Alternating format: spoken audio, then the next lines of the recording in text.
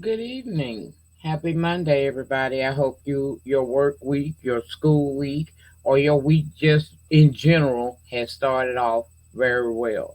We opened up today on the YouTube streets with some beautiful news. Lala had been found.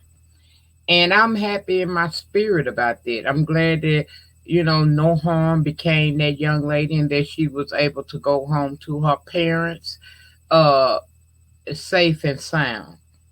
I ain't finna even touch none of that, all that stuff that was going on today, because I still feel like this is, I appreciate the fact that we, as the YouTube community, her colleagues down here on the YT, I'm happy we were able to get together and put our differences aside, some of us, and, put out the information, put her face out there. I am very proud of the work that I saw this sector do.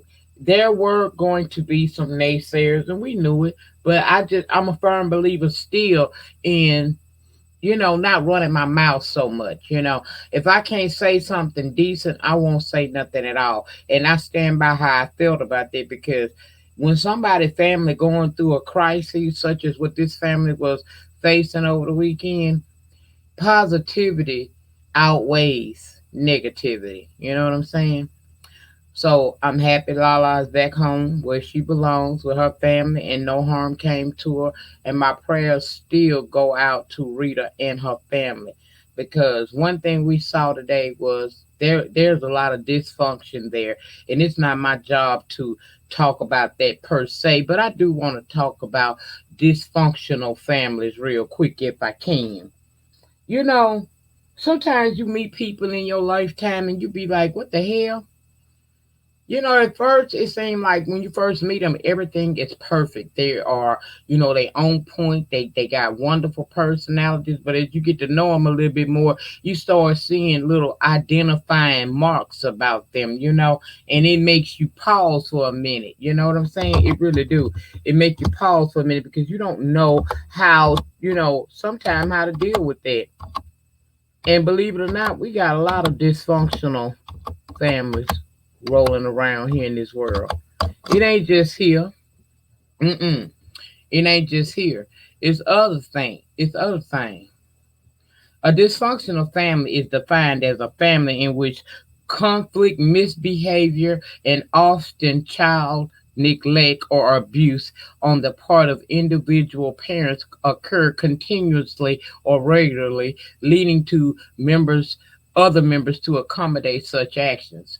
Children sometimes grow up in such families with the understanding that such a situation is normal. Okay? Now, some of the common characteristics of dysfunctional families is lack of communication, lack of empathy, prone to addiction, mental issues, controlling behavior, perfectionism, criticism, and lack of independence or privacy. Those are some identifying factors, common characteristics of dysfunctional families. Now, some of the effects of a dysfunctional family on a child is a child learn from their parents that their feelings should be repressed. Brings It brings insecure or non-existent attachments, difficulties in the child's identity and self-esteem issues. Emotionally distant families be the one of the most obvious dysfunctional family settings. Okay, now, how do you fix a dysfunctional family? You take responsibility for your life and feelings and let others take responsibility for their lives and their feelings. Avoid mind reading, blaming, scapegoating, rescuing, and being the target of someone else's blame. Employ boundaries and respect other people's boundaries as well. And most importantly, be consistent. Okay? I come from a family that as I've grown into my my years, I realized my family is not as dysfunctional as I thought it was. But I do see that a lot of dysfunctional families are around near me, and I recognize the signs in what I just told y'all. When your family boundary ain't your family stability is not good, then that should be an immediate cause to action for the adults in the family. But sometimes I think they get caught up themselves in not realizing that how they're living and how they behave is dysfunctional. It becomes like it's normal, as the definition said. They don't even realize it sometimes. But I'm a firm believer that somebody recognizes that something is not quite right, and it's no harm in going to get help. It ain't never too late until you are dead for you to go get the help that you need to repair yourself and to bring your family unit back together. Okay.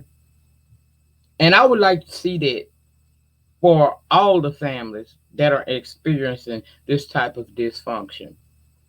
What we saw today was total dysfunction. And instead of me coming down here and cussing folks out and throwing my opinion and my weight around like I'm somebody, I just hope that when they look back on these videos, they can see some of the things that we see. I think they all love each other, but it's a lot of dysfunction right there. And I just wish them the best. I'm not going to go live or do no panel discussions about it because I don't feel like I need to. But I do want to put that out there for them and anybody else that may not realize that their family unit is very dysfunctional and that they are somewhat dysfunctional. You can't be a part of a dysfunctional family without you being somewhat dysfunctional as well, unless you the person pointing it out and trying to get y'all together to get help as a unit. I just want to see better. I really do. I want to see better. I want to see stronger black families. I don't want to sit here and blame anybody, but it's something not right there, and I just hope and pray that they realize it, and before it's too late. Cause see, it ain't never too late till you're dead. But again, we ain't promised to be here forever. You see what I'm saying? So while there's still blood running warm in your bodies, I hope that they do the necessary work to try to bring their family unit back together. Because some of the stuff that played out, we should never been privy to.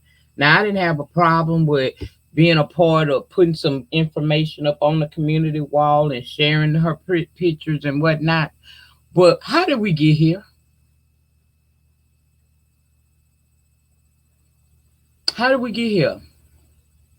What would make a grandmother go to a mother and get her hyped up like that? What would make a mother not be speaking to her child for long periods of time?